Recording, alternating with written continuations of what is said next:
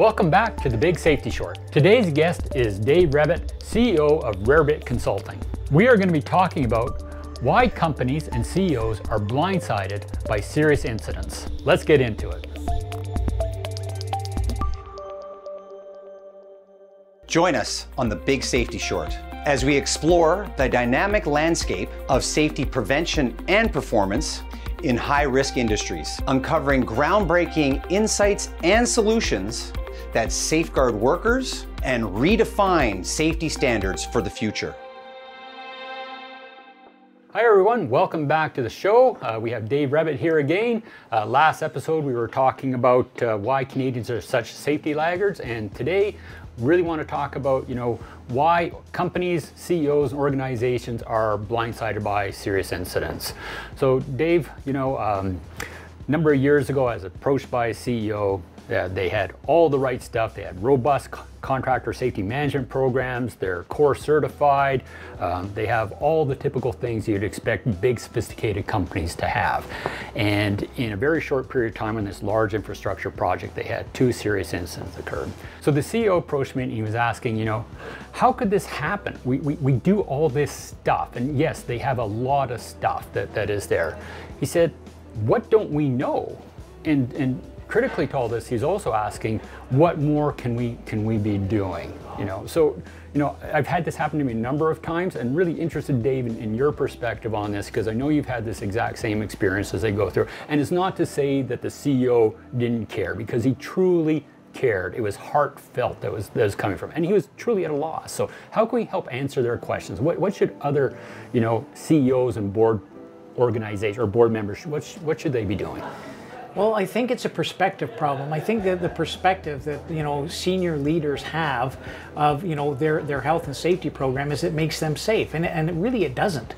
You have to have the basics in place for sure. You need that. So sorry. So what I'm hearing from all this though is they have their COR.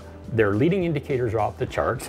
They got good record or low recordables. They have their WCB, their experience rating is in a positive position, and that's not providing the performance assurance? No, I don't think it does. You need a safety program or management system, surely. But then it's what does the safety department do in the company? Are they out there doing the safety, or are they really trying to make sure that the work is being performed in a safe manner? That is really where the rubber hits the road. When you're looking at health and safety within a company, yes, you have all of these procedures and you have all of these requirements, but I'm going to grab onto one of the things you said, leading indicators. What is a leading indicator? So for me, and I think back, years ago, Rasmussen coined the term drift. There's always drift in an organization. You train someone to do a task, and from the moment they leave you, they start to drift away and they find better ways or little shortcuts or things they like to do that makes things easier. That is part of the human condition. Organizations do not have a mechanism to identify drift. So the first indication that there's drift that you tend to have is there's an incident. And if you're really unlucky, it's a very serious incident. So they're not seeing the performance gap between work as imagined and then work as actually being done. But is that not also a fundamental problem with maybe work as imagined isn't in line with how we actually need to do to get the job? I mean, I've heard that lots of times from workers, especially after a serious incident. They go, who wrote that procedure? Or, that's okay, that's what you learn in safety school. And I'm not talking about the safety professional, I'm talking about the worker. But this is what we have to do to get the job done. We can't do it this way. Yeah, workers are trying to do the job they're given, and they're trying to do it as best they can. And they get handed a procedure, and sometimes those procedures are created without their involvement. And it's difficult to follow the procedure, but the default position of the company always seems to be, well, we wrote this great procedure, why aren't you following it? If you've deviated from the procedure, we'll train you again. But then there's a serious incident. Everybody's looking around saying, how could this happen? Well, there are precursors. There really are. And when there's a serious incident, there's a lot of, I guess, soul searching.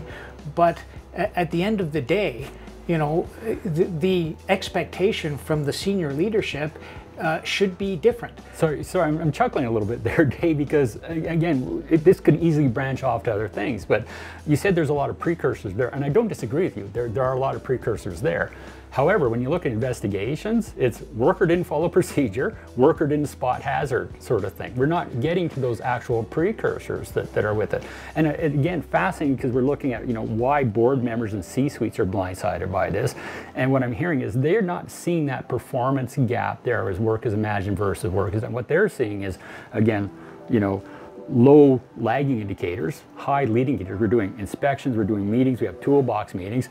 They're not seeing that visibility into the difference between work is done and work is imagined. Yeah, I think that's the philosophy of more is what we see. So health and safety managers or directors, if there's a problem, they say, I'm going to do more of what we're already doing. That's not going to solve the problem. It really, really isn't. Yes, there are precursors, but when there's a serious incident, when you look into the organization, you see that senior leadership says, the safety program, the safety system, the safety people do that, and that's not right.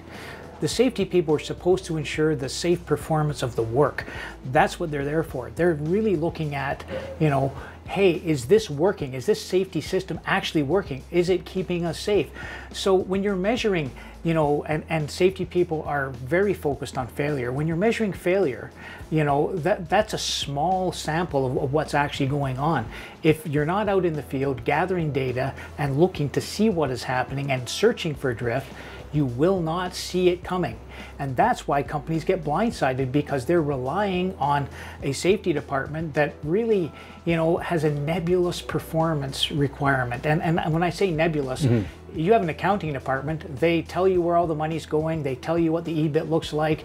That's pretty hard. And then you have the health and safety department, and how are you measuring the performance of the health and safety department? Because they're supposed to be making sure the health and safety system is working, that is protecting employees and managing the risk to the company. There are a couple of ways that senior leaders can get feedback on that. They can get it from the health and safety department, but the other one, which I like to mention a lot, is the health and safety committees.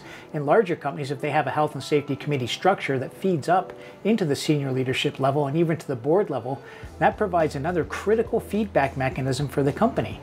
And I think that senior leaders rely too much on what they're told by the health and safety department. And I'll draw another accounting, example out. After the Enron in the U.S., they pulled in new accounting rules to make sure that CEOs were asking the right questions of their accountant, so they knew what was going on. So the CFO had to disclose publicly financial information.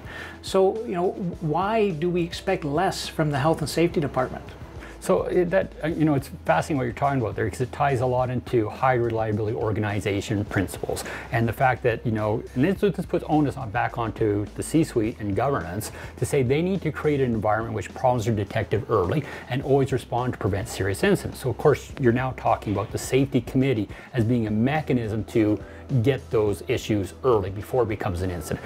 And then we look at it because another HRO principle is, it really is on the onus of the individual or the committee to report, and then the organization's willingness to do something about it. And that's where I see a lot of the failures occur. Now, usually it's easier if we don't have a bad incident occur, but then to go back through an investigation to find out why those conditions are allowed to be there to begin with.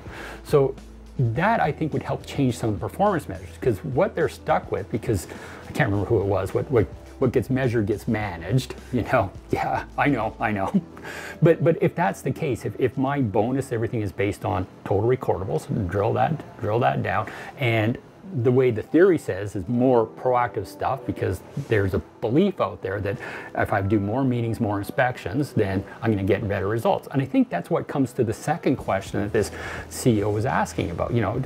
One is, what don't we know, which is a lot, the drift that's there, but what more can we be doing? And I think because of the way the performance measures are designed, it comes to, when I go back to the safety professional, is I don't know, do more of what we're currently doing.